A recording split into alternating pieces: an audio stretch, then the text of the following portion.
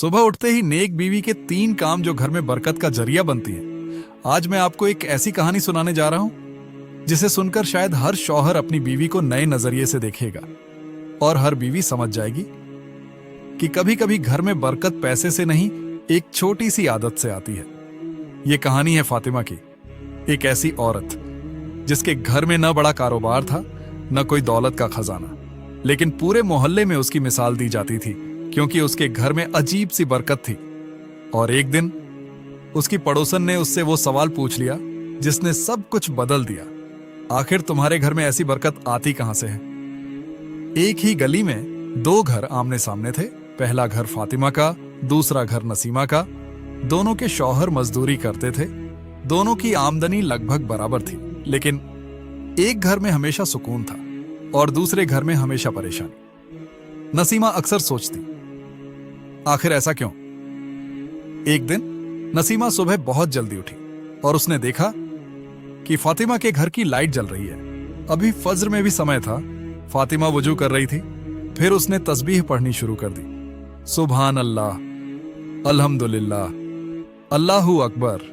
नसीमा हैरान थी, इतनी सुबह कौन इबादत करता है?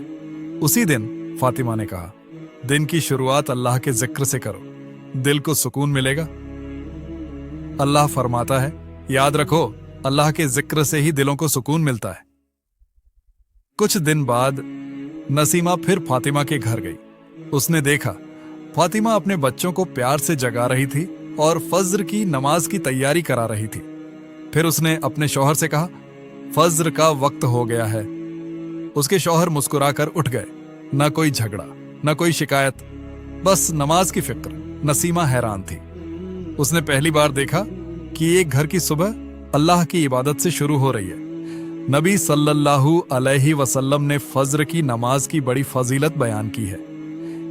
एक दिन नसीमा ने देखा घर में सिर्फ थोड़ी सी रोटी बची थी, फिर भी फातिमा कह रही थी, अल्हम्दुलिल्लाह। नसीमा से रहा नहीं गया। उसने पूछा, इतनी कम चीज पर भी शुक्र? फातिमा मुस्कुराई और बोली, अगर हम शुक्र करेंगे तो अल्लाह और देगा। यदि तुम शुक्र करोगे तो मैं तुम्हें और दूंगा। फिर एक दिन फातिमा के शौहर का काम छूट गया। पूरे मोहल्ले ने सोचा अब इनके घर की बरकत खत्म हो जाएगी, लेकिन फातिमा ने शिकायत नहीं की। उसने कहा, जिस अल्लाह ने पहले दिया वही दोबारा देगा। कुछ हफ्तों बाद उसके शौहर को पहले से बेहतर काम मिल गया। पार्ट 6। असली वजह नसीमा अब समझ चुकी थी। बरकत सिर्फ पैसे से नहीं आती, बरकत आती है अल्लाह के जिक्र से, नमाज की फिक्र से, शुक्र करने से।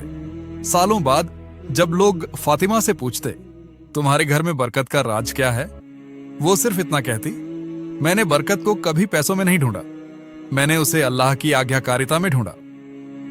और शायद यही वजह थी कि उसका छोटा सा घर बड़े बड़े महलों से ज्यादा सुकून वाला था।